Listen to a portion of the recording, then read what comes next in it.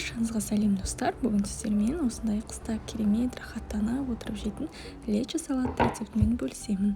Ол үшін ең алдымен тәтті қызыл бұрыш, болгар бұрышы. Мен қызыл түсінен ғана таңдадым. Әртүрлі түсінен таңдасаңыздар болады. Міне осылайша тәтті қызыл бұрышты алдымен жуып аламыз. Артық заттардың барлығын тазартып шығамыз.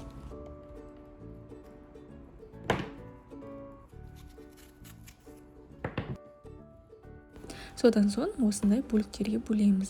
Бұдан да ірі бөліктерге бөлсеңіздер болады.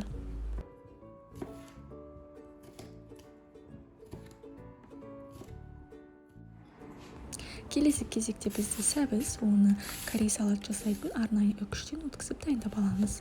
Одан соң пиязымызды осылай жарты ай ретінде өте жіңішкелеп етіп, оны да турап дайындап қоямыз.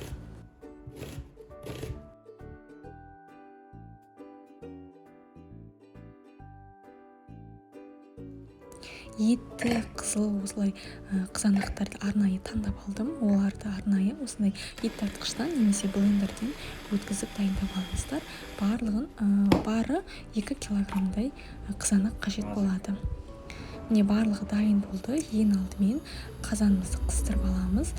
Құрғақ табаға осылай қызанақты салып, бетін жауып, толық қайнағанын күтеміз. Міне қараңыздар, қызанағымыз толықтай қайнады. Енді оның үстіне үкіштен өткізілген жаңағы сәбізіміздің барлығын салып, жақсылап араластырамыз.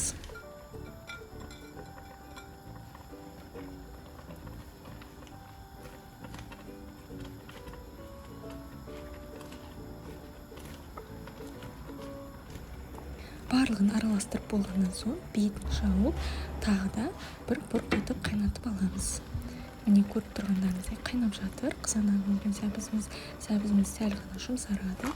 Осы қайнаған күйі тағы да 5-10 минуттай қайнатып шығамыз.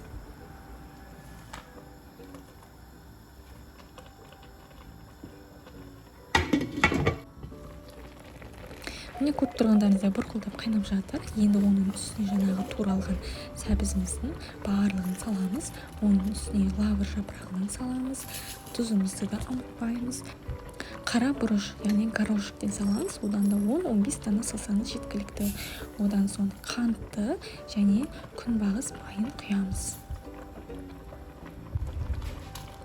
Одан соң осылай туралған қызыл бұрышымыз, болгар бұрышын салып, барлығын жақсылап араластырып шығамыз.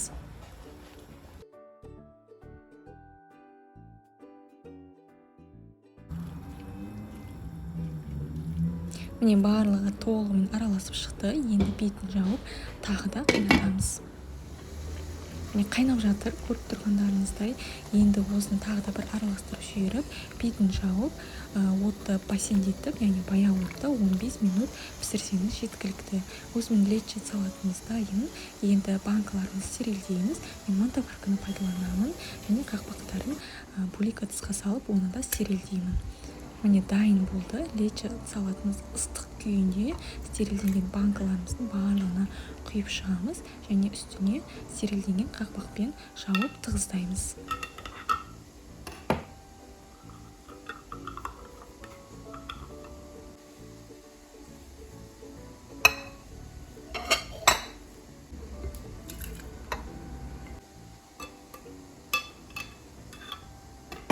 Міне осылайша лечо салатымыз дайын. Сіздер де дайындап көріңіздер. Сіздерге ұнайтынына сенімдімін.